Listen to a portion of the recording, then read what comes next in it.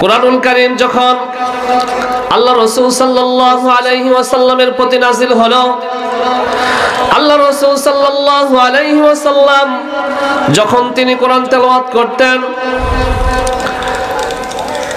রাসূলুল্লাহ সাল্লাল্লাহু আলাইহি ওয়াসাল্লামের পবিত্র জবান মুবারক থেকে আল্লাহ তাআলা যে নাযিল করেছেন কিতাব, এই কিতাব পাঠ শুনে কাফের মুশরিক ইহুদি নাসারা যারা ছিল দিন দিন শুধু তারা ইসলামের ছায়াতলে আশ্রয় গ্রহণ করতে লাগলো।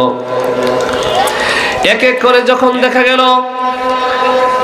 আরবের যে সমস্ত লোকেরা যারা এই বিশ্ব নবীর কাছ থেকে কোরআন শুনেছে, কোরআনুল কারীম এমন একটা কিতাব, এই কোরআন শোনার পর তারা মুগ্ধ হয়ে এক এক করে কালেমা পড়ে মুসলমান হচ্ছে।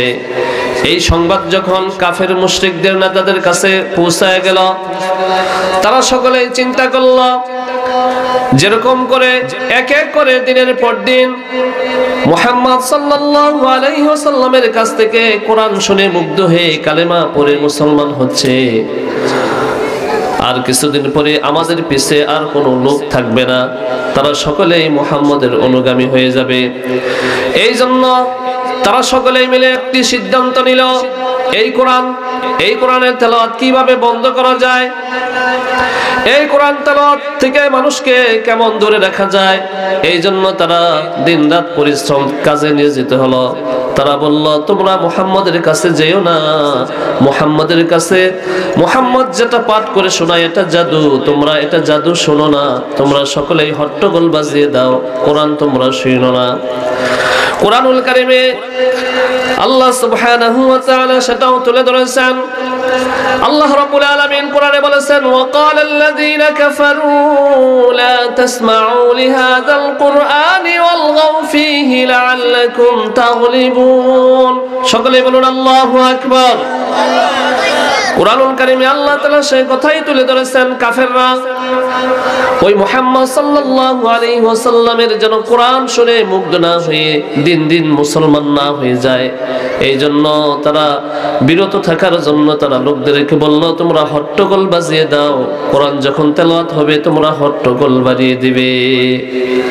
কিন্তু আল্লাহ সুবহানাহু ওয়া তাআলা কোরআনুল কারীমে এমন একটি শক্তি রেখেছেন, এই তেলাওয়াত শোনার জন্য বড় বড় কাফেরদের যে লিডার ছিল তারাও পালিয়ে পালিয়ে বিশ্ব নবীর কাছ থেকে তারা কোরআন শুনেছে, তারা কোরআনের বিরোধিতা করেছে, অন্যদেরকে কোরআন শোনা থেকে বিরত রেখেছে, তারপরেও তারা পালিয়ে পালিয়ে বিশ্ব নবীর কাছ থেকে কোরআন তেলাওয়াত শুনেছে। সুবহানাল্লাহ বলি সকলেই। কাফেরদের বড় একজন নেতা ছিলেন আবু সুফিয়ান, যিনি পরবর্তীতে মুসলমান হয়েছিলেন। হেদায়েতের নূর তার অন্তরে প্রবেশ করেছিল, এই জন্য ইসলামের ছায়াতলে আশ্রয় গ্রহণ করতে পেরেছিলেন। আরেকজন নেতা ছিলেন কাফেরদের বড় আবু জেহেল। হেদায়েতের নূর কখনো তার অন্তরে প্রবেশ করেনি, কেননা তার ভিতরে গোলামি ছিল, এই জন্য হেদায়েতের নূর তার অন্তরে প্রবেশ করেনি, সে কখনো মুসলমান হয়নি। কাফেরদের আরো একজন বড় নেতা ছিল আখনাস ইবনে শুরাইক, ইনি বড় একজন নেতা ছিল, তার অন্তরে হেদায়েতের নূর প্রবেশ করেনি, সে কখনো মুসলিম হয়নি। এই তিন নেতার ঘটনা শুনুন মনোযোগ সহকারে। আল্লাহ রাসূল সাল্লাল্লাহু আলাইহি ওয়াসাল্লাম রাত্রিতে দাঁড়িয়ে দাঁড়িয়ে তাহাজ্জুদের নামাজে কোরআন তেলাওয়াত করতেন। আল্লাহ রাসূল সাল্লাল্লাহু আলাইহি ওয়াসাল্লাম যখন কোরআন তেলাওয়াত করতেন, যার উপর কিতাব নাযিল হয়েছে তার কণ্ঠটা কত সুন্দর ছিল, তার তেলাওয়াত শোনার জন্য আরবের বড় বড় কাফের যারা তারা গোপনে যেয়ে যেয়ে বিশ্ব নবীর কাছ থেকে কোরআন শুনতো। সুবহানাল্লাহ বলুন সকলেই। এই তিনজন নেতা একদিন বিশ্বনবী সাল্লাল্লাহু আলাইহি ওয়াসাল্লাম তাহাজ্জুদের নামাজে দাঁড়িয়ে গেছেন। তাহাজ্জুদের নামাজে দাঁড়িয়ে দাঁড়িয়ে বিশ্বনবী সাল্লাল্লাহু আলাইহি ওয়াসাল্লাম তার উপর নাযিলকৃত কোরআনুল কারীম পাঠে মুগ্ধ। আল্লাহ রাসূল সাল্লাল্লাহু আলাইহি ওয়াসাল্লাম খুব মনোমুগ্ধ সহকারে কোরআন তেলাওয়াত করতেছেন। কাফেরদের তিনজন নেতা গোপনে লুকিয়ে লুকিয়ে তারা কোরআন শুনতে গেছেন। কোরআন শুনতে শুনতে কখন যে রাত্রি পুহিয়ে গেছে তারা কখনো জানেই না। আল্লাহু আকবার বলুন সকলে। রাত্রি শেষ হওয়ার পর যখন সকাল হয়ে গেল, এই তিনজন নেতা এক একজনের সামনে এসে পড়ল। একজন আরেকজনকে বলতে লাগলো, এখানে তো তোমার আসার কথা নয়, কোরআন থেকে বিরত থাকার জন্য আমরা নিষেধ করেছি, আমরা নিজেরাও চুক্তি করেছি মুহাম্মদের কোরআন শোনা যাবে না, অথচ তুমি এখানে কেন এসেছো? অপর একজন বড় নেতা বলল, তোমরা কে কে আসো এটা দেখার জন্য আমি এখানে এসেছি। আল্লাহু আকবার বলুন সকলে। আরেকজন বড় নেতা সেও বলল, তোমরা কে কে আসো এজন্য এটা আমি দেখার জন্য এসেছি। আসলে কেউ দেখার জন্য আসে নাই, সকলে এসেছে বিশ্বনবীর কাছ থেকে কোরআন শোনার জন্য। জোরে জোরে বলেন সুবহানাল্লাহ।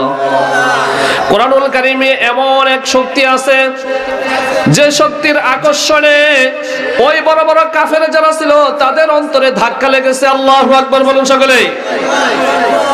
কেননা কোরআন কার কিতাব? সকলে কথা বলেন, কোরআন কার কিতাব? কোরআন হলো আল্লাহ তাআলার কিতাব। এই তিনজন কাফির তারা বলতেন, এটা এমন একটি কিতাব, এটা মানুষের বানানো কিতাব নয়, এটা অবশ্যই আল্লাহর কিতাব, আল্লাহর কথা। এটা তারা বিশ্বাস করত, স্বীকারও করত, কিন্তু তারা মেনে নেয়নি। আখনাস ইবনে শুরাইক তিনি একদিন চিন্তা করলেন কি করা যায়।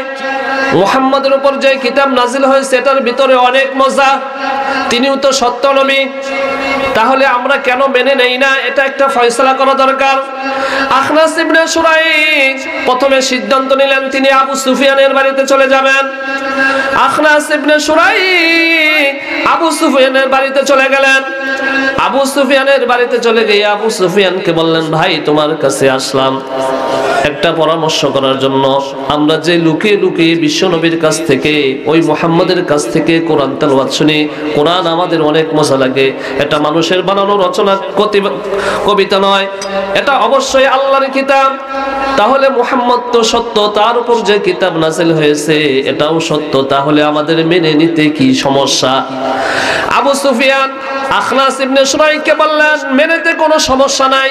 আমতা আমতা করে বললেন, মেনে নিতে কোনো সমস্যা নাই, আর তার ভিতরে আমরা কোনো দোষও ধরতে পারবো না। সুবহানাল্লাহ বলে সকলে।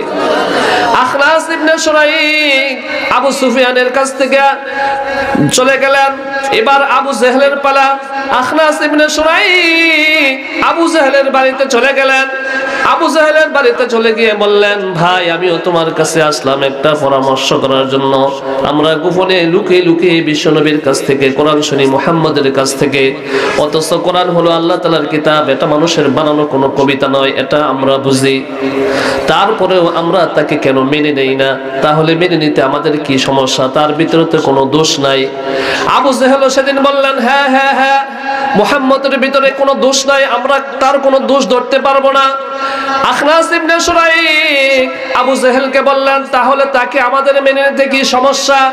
আবু জেহেল সেদিন বললেন, তার ভিতরে কোনো দোষ নাই, তবে মেনে নিতে সমস্যা হলো তিনি হলো বনু হাশেম গোত্রের লোক, আমরা অন্য গোত্রের লোক। তারে যদি আমরা মেনে নেই তাহলে আমাদের গোত্রটা ছোট হয়ে যাবে, এই জন্য তাকে আমরা মেনে নিতে পারবো না। নাউজুবিল্লাহ বলেন সকলে। তাহলে হাদিস থেকে বোঝা গেল কোরআন সত্য, কোরআন যার উপর নাজিল হয়েছে তিনি হলেন সত্য নবী। বড় বড় কাফের লিডার যারা ছিল তারাও মুগ্ধ হয়ে কোরআন শুনেছে, কিন্তু তারা স্বীকার করেছে, বিশ্বাস করেছে, কিন্তু তারা মেনে নেয়নি। মেনে নিতে হবে, মেনে নেওয়ার নাম হলো ইসলাম। ইসলামে শুধু স্বীকার করলেই হবে না, শুধু বিশ্বাস করলেই হবে না, এই বিশ্বাসের সাথে স্বীকার করার সাথে সাথে মেনে নিতে হবে, তাহলে ইমানদার হিসাবে সাব্যস্ত করে নেবেন কে? জোরে জোরে বলি সুবহানাল্লাহ। আমাদের দেশে এখনো অনেক বিধর্মীরা আছে যারা জানে কোরআন সত্য কিতাব, বিশ্বনবী সাল্লাল্লাহু আলাইহি ওয়াসাল্লাম সত্য নবী, ইসলামও সত্য ধর্ম, একটা জীবন ব্যবস্থা উত্তম, কিন্তু এটা তারা স্বীকারও করে, বিশ্বাস করে, কিন্তু তারা মেনে নেয় না। আবার অনেকে হেদায়েতও পেয়ে যায়। সুবহানাল্লাহ বলে সকলে। এই পৃথিবীতে অনেক বড় বড় বিজ্ঞানী আছে যে বিজ্ঞানীরাও স্বীকার করেছে যে রব হিসাবে একজন আছে। এমনি এমনি যখন কোনো কিছু হয় না, তাহলে এই বিশাল পৃথিবী, এই বিশাল মহাকাশ, এই বিশাল মহাজগতের একজন সৃষ্টিকর্তা আছে। সুবহানাল্লাহ বলে সকলে। কিন্তু তারা স্বীকার করেছে, বিশ্বাস করেছে, মেনে নেয় নাই, এই জন্য তারা প্রকৃত মুসলমান হতে পারে নাই, তারা ইমানদার হতে পারে নাই। আসল কথা হলো স্বীকারও করতে হবে, বিশ্বাস করতে হবে, মেনে নিতে হবে, তাহলে ঈমান ইসলাম অর্থাৎ ইসলামে সাব্যস্ত হওয়া যাবে। কি বলেন সকলে? কোরআন এমন একটি কিতাব, কোরআন পৃথিবীতে এসেছে নূর বিতরণ করার জন্য। কি সকলে বলেন? কোরআন এমন একটি কিতাব, কিয়ামত পর্যন্ত যত ভবিষ্যৎবাণী আছে তা কিতাবে আছে নাকি নাই? সকলে কথা বলেন, আছে নাকি নাই?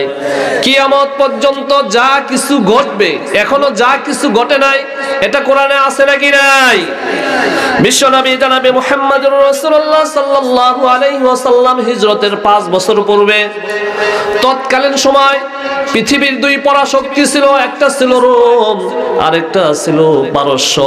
এই পারস্য এবং রোম সম্রাটের ভিতরে তুমুল যুদ্ধ শুরু হলো। তুমুল যুদ্ধ শুরু হওয়ার পর যুদ্ধ যখন থেমে গেল, তখন পারস্যরা বিজয় লাভ করলো, রোমরা পরাজিত হলো। মক্কার মুশরিকরা ছিল পারস্যর সমর্থক, তারা খুশি হয়ে গেল যে আমাদের সমর্থক তারা বিজয় লাভ করেছে। এই জন্য তাদের সাথে কিছু মিল ছিল, কেননা মক্কাবাসীরা তারা কোনো আসমানি কিতাব বিশ্বাস করেনি। তারাও নিজেরাও আগুন পূজা করেছে, মূর্তি পূজা করেছে, সূর্য পূজা করেছে, গাছ পূজা করেছে। পারস্যের যে লোক ছিল, খ্রিস্টান ছিল, তারাও ওই মক্কাবাসীদের মতো মিল ছিল, তারা মূর্তি পূজা করত, তারা কোনো আসমানি কিতাব বিশ্বাস করেনি। এই জন্য পারস্যের লোকেরা, এই পারস্যের লোকদেরকে মক্কার লোকেরা পারস্যের নিজেদের সমর্থন করত, পক্ষ শক্তি মনে করত। অপরদিকে রোমরা ছিল খ্রিস্টান, কিন্তু রোমদের সাথে মুসলমানদের কিছু হলেও মিল ছিল, কেননা রোমরা আসমানি কিতাব বিশ্বাস করত। আল্লাহু আকবার বলেন সকলে। আসমানি কিতাব তারা বিশ্বাস করত, এই হিসাবে মুসলমানরা তাদেরকে কিছু পছন্দ করত, কিছু মিল ছিল।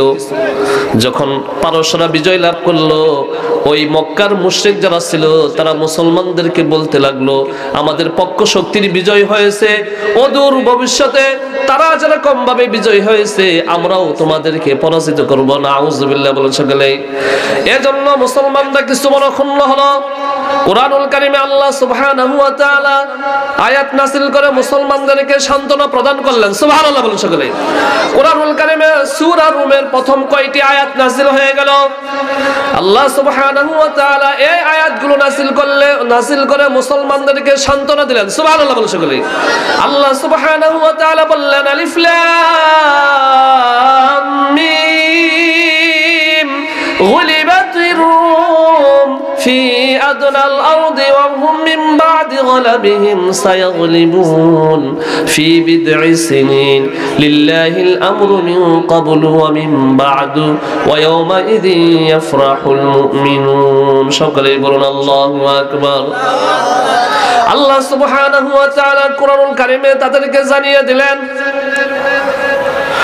রোমরা পরাজিত হয়েছে, তবে আগামী 3 থেকে 9 বছরের ভিতরে আবার রোমরা বিজয় লাভ করবে। সকলে বলুন আল্লাহু আকবার। পারস্যর যারা আছে তারা পরাজয় বরণ করবে, এটা কোরআনে আল্লাহ তাআলা বলে দিয়েছেন।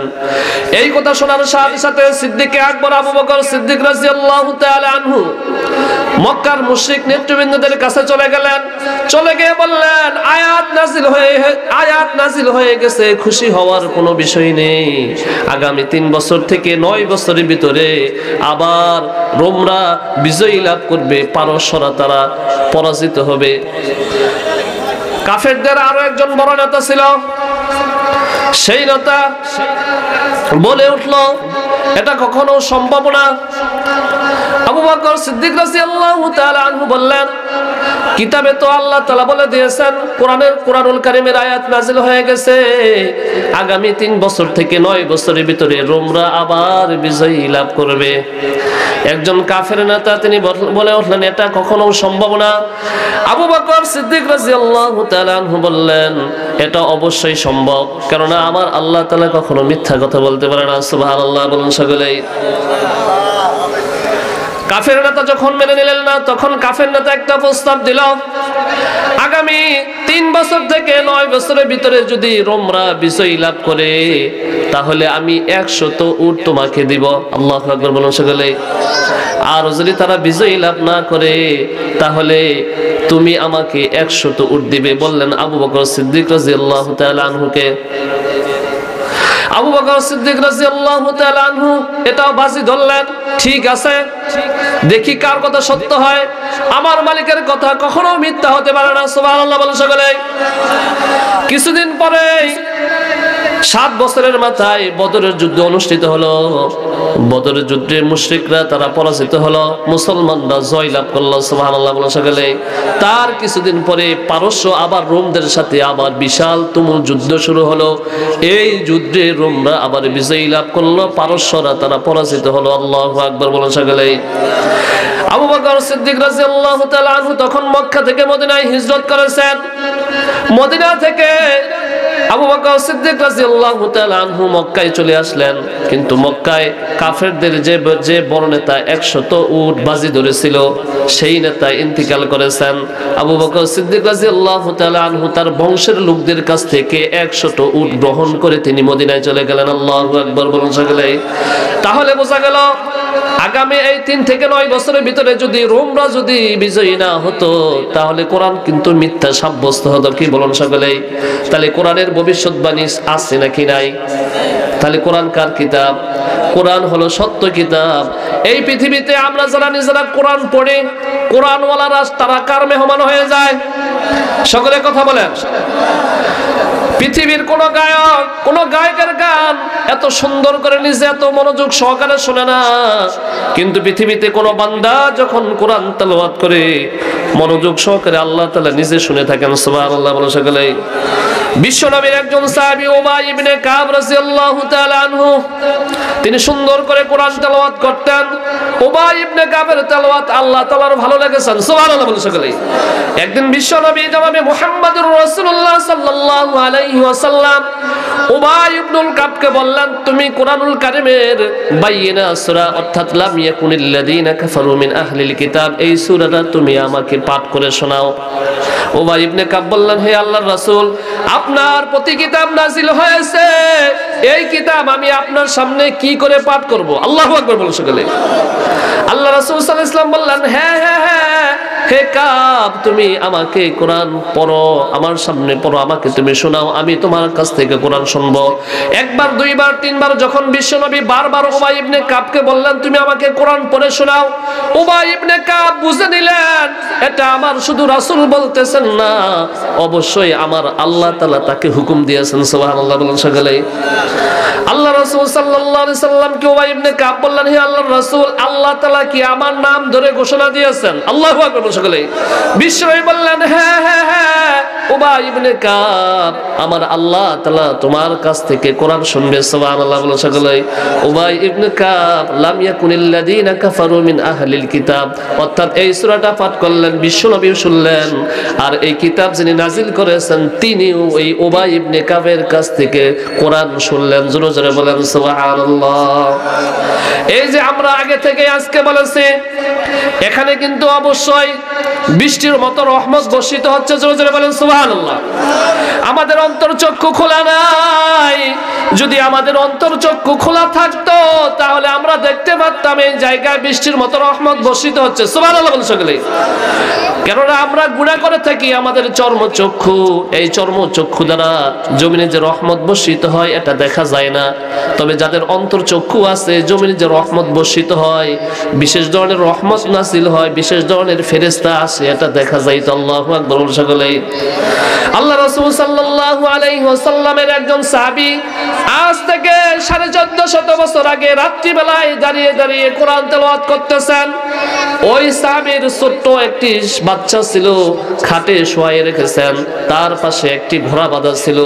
ওই সাহাবী যখন কোরআন তেলাওয়াত করতে শুরু করলেন, এক পর্যায়ে কোরআন তেলাওয়াতের আওয়াজটা যখন বড় উঁচু হয়ে যায়, কোরআনের প্রেমে যখন আলোকিত হয়ে যায়, তখন সাহাবীর যখন মজা লাগে কোরআন তেলাওয়াত, তখন মাঝে মাঝে তার আওয়াজটা উঁচু হয়ে যায়। যখনই আওয়াজ উঁচু হয়ে যায়, ওই যে ঘোড়াটি বাঁধা ছিল সেটি লাফাতে আরম্ভ করে। আল্লাহু আকবার বলুন সকলে। সাহাবী তিনি চিন্তা করেন, আমি তো নামাজের ভিতর, আমার বাচ্চাটা খাটে শোয়াই রেখেছি, তার পাশেই ঘোড়া যেভাবে লাফাতে আরম্ভ করেছে, তাহলে আমার বাচ্চার লাথি লাগতে পারে। এই জন্য তিনি মাঝে মাঝে কোরআনের তেলাওয়াতটা ছোট করে দেন, আওয়াজ ছোট করেন। আওয়াজ ছোট করার সাথে সাথে ঘোড়ার লাফালাফি বন্ধ হয়ে যায়। আল্লাহু আকবার। ওই সাহাবী আবার কোরআন তেলাওয়াত শুরু করেন। কোরআন তেলাওয়াত করতে করতে যখন মালিকের সাথে সম্পর্ক হয়ে যায় তখন তার মজা লাগে, মাঝে মাঝে আবার আওয়াজটা উঁচু হয়ে যায়, আল্লাহু আকবার।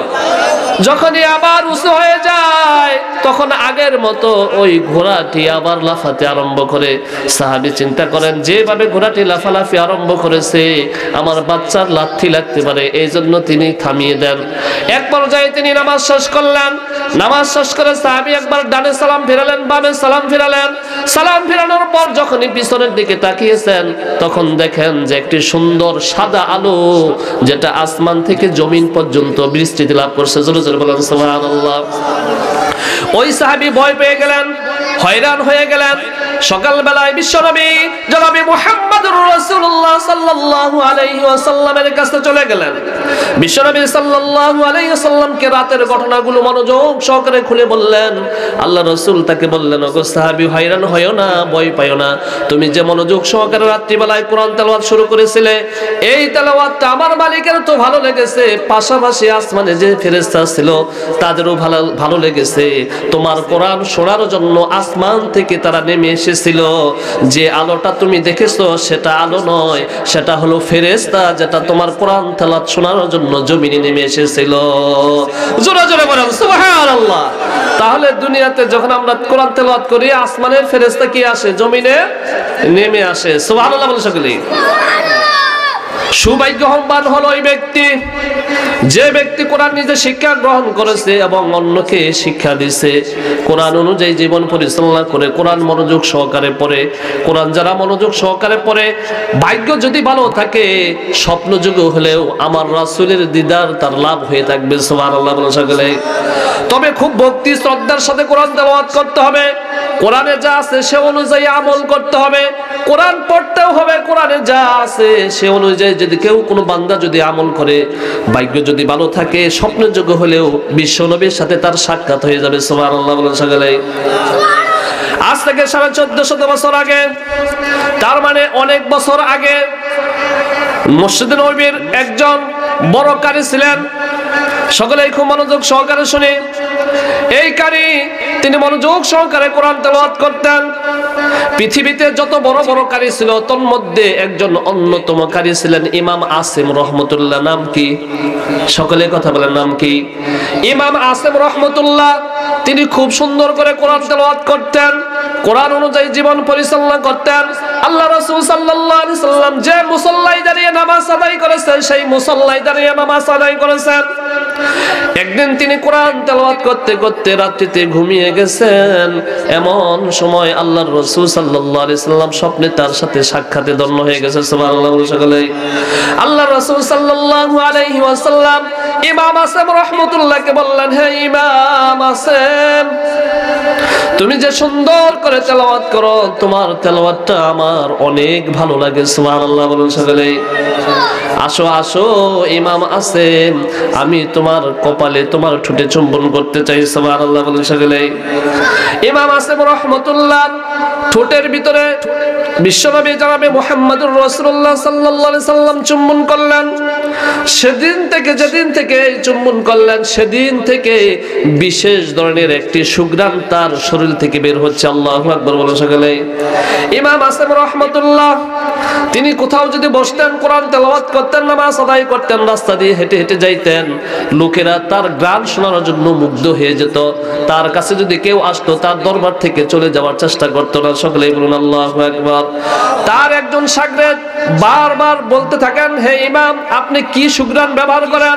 আমরা পৃথিবীর বড় বড় সুঘ্রাণ ব্যবহার করি কিন্তু এরকম সেন্ট আসে না। আপনার শরীর থেকে কত সুন্দর সুন্দর সুঘ্রাণ আসে। সকলেই বলুন আল্লাহু আকবার। ইমাম আসিম রাহমাতুল্লাহ বলেন, আমি কোনো সুঘ্রাণ ব্যবহার করি না। আল্লাহু আকবার।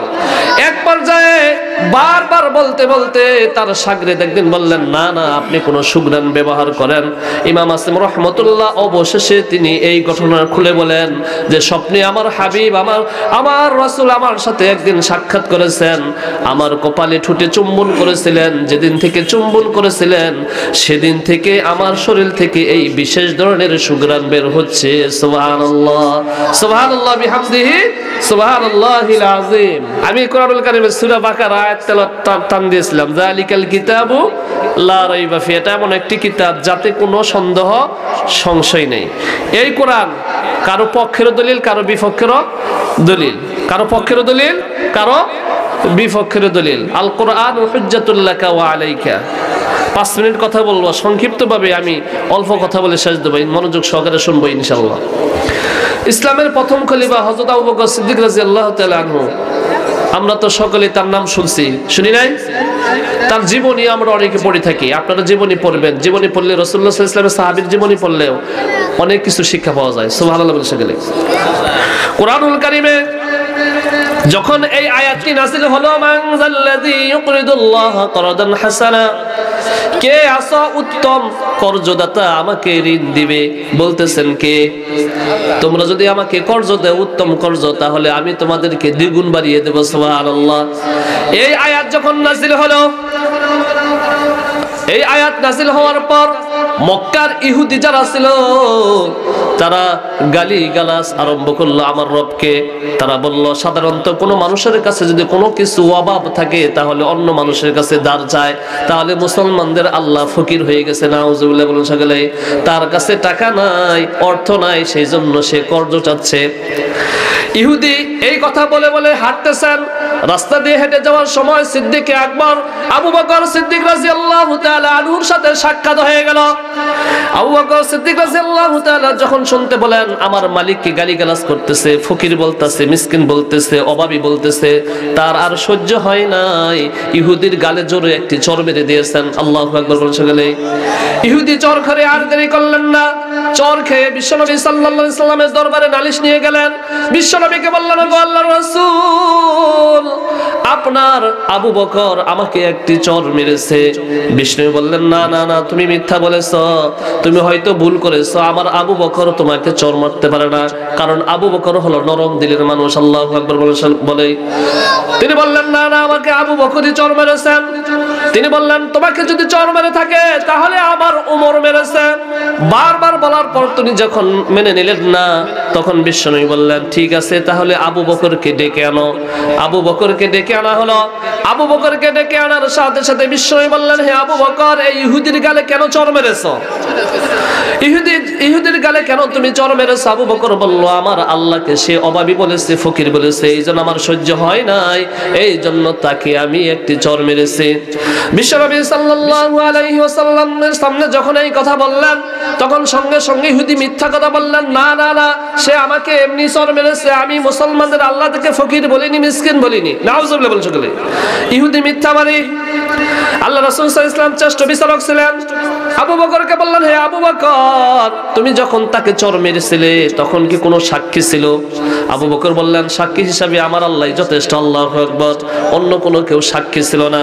তিনি বললেন, তুমি যদি সাক্ষী পেশ না করতে পারো তাহলে ইহুদিকে তুমি যেভাবে চর মেরেছো, ইহুদিও সেভাবে তোমাকে একটি চর মারবে। নাউজুবিল্লাহ বলেন সকলে। ইহুদি এবার প্রস্তুত নিলেন, আবু বকরকে একটি চর মারবেন। আমি সংক্ষিপ্ত করে বলতেছি, কোরআন যে কারো পক্ষের দলিল কারো বিপক্ষের দলিল, এটা থেকে আমরা শোনার জন্য চেষ্টা করব ইনশাআল্লাহ। ইহুদি প্রস্তুত নিলেন, আবু বকরের গালে একটি চর মারবেন। যখনই আবু বকরকে একটি চর মারবেন, আমার আল্লাহ বরদাস্ত করেননি। আল্লাহু আকবার বলেন সকলে। আল্লাহ সুবহানাহু ওয়া তাআলা কিতাবে আরেকটি আয়াত নাযিল করলেন। আয়াত নাযিল করে বিশ্বনবীকে জানিয়ে দিলেন। সুবহানাল্লাহ বলেন সকলে। আল্লাহ সুবহানাহু ওয়া তাআলা কোরআনুল কারীম অন্য জায়গায় বললেন, লাকাদ সামিআল্লাহু কাওলাল্লাযীনা ক্বালু ইন্নাল্লাহা ফাকিরুন ওয়া নাহনু আগনিয়া। সকলে বলেন আল্লাহু আকবার। আল্লাহ সুবহানাহু ওয়া তাআলা তার হাবিবকে জানিয়ে দিলেন, নিশ্চয় আমি শুনেছি ওই ইহুদি আমাকে অভাবী বলেছে, আমি এটা শুনেছি এবং জেনেছি। ইহুদি হলো মিথ্যাবাদী। আল্লাহু আকবার সকলে। বিশ্ব নবীর কাছে যখন কোরআনের এই আয়াত নাজিল হলো, আয়াত নাজিল হওয়ার সাথে সাথে আল্লাহ রাসূল সাল্লাল্লাহু আলাইহি ওয়াসাল্লাম রায়টা আবু বকরের পক্ষে দিয়ে দিলেন। সুবহানাল্লাহ। তাহলে কোরআন হলো কারো পক্ষেরও দলিল, কারো বিপক্ষেরও দলিল। আজকে বর্তমান সময়ে পিতা সন্তানের সাথে ভালো সুসম্পর্ক নাই, মায়ের সাথে সুসম্পর্ক নাই, ভাই ভাইয়ের সাথে সম্পর্ক নাই, স্বামী স্ত্রীর সাথে সম্পর্ক নাই, মুসলমান মুসলমানের সাথে সম্পর্ক নাই। একটাই সমস্যা, আমরা কোরআন থেকে দূরে রয়েছে। কোথায় থেকে? সকলে কথা বলেন, কোথায় থেকে? কোরআন যদি আমরা মনোযোগ সহকারে পড়তাম, আমল করতাম, তাহলে সমাজে একটি রুহু হইতো। আল্লাহ তাআলা কোরআনুল কারীমে অন্য জায়গায় বলেছেন, ওয়া কাযালিকা আওহাইনা ইলাইকা রূহাম মিন আমরিনা। এখানে আল্লাহ তাআলা কোরআনকে রুহু বলেছেন, তার মানে মানুষের শরীরে একটা রুহু আছে। এই রুহু যখন নড়াচড়া করে তার শরীর নড়ে, আর যখন নড়াচড়া করে না রুহু চলে যায়, সে মৃত হয়ে যায়। সমাজে একটি রুহু আছে, সেই রুহুটা হলো কোরআন। এই কোরআন যতদিন সমাজে থাকবে, কোরআন অনুযায়ী সমাজ পরিচালনা হবে, ততক্ষণ সমাজের সোসাইটিতে শান্তি হবে। কিন্তু কোরআন থাকবে না, পিতা মাতার সাথে সন্তানের সাথে ভালো সম্পর্ক থাকবে না, ভাই ভাইয়ের সাথে সম্পর্ক থাকবে না, নামের মুসলমান ঠিক থাকবে কিন্তু ওই হায়না জানোয়ারের মতো ব্যবহার হবে। কি বলেন সকলে? এই জন্য কোরআনের আমল দরকার আছে নাকি নাই? এই জন্য নিজেরাও কোরআন শিখবো, বাচ্চাদেরকে কোরআন শেখানোর জন্য চেষ্টা করবো ইনশাআল্লাহ, যেন কিয়ামতের দিন কোরআন আমাদের পক্ষে সুপারিশ করে, কোরআন যেন সুপারিশ করে আমাদের সকলে জান্নাতে নিয়ে যায়। যাই হোক, আমি গুনাহগার মানুষ, অল্প কিছুক্ষণ এলোমেলো অবস্থায় কিছু কথা বলেছি, তারপরেও একমাত্র আল্লাহ সন্তুষ্টির জন্য কথা বলেছি। আমার কথার ভিতরে কোনো ভুল হয়ে থাকলে আমি আল্লাহর কাছে ক্ষমা চেয়ে নিচ্ছি। আপনারাও দোয়া করবেন আল্লাহ তাআলা যেন আমাকে ক্ষমা করে দেয়।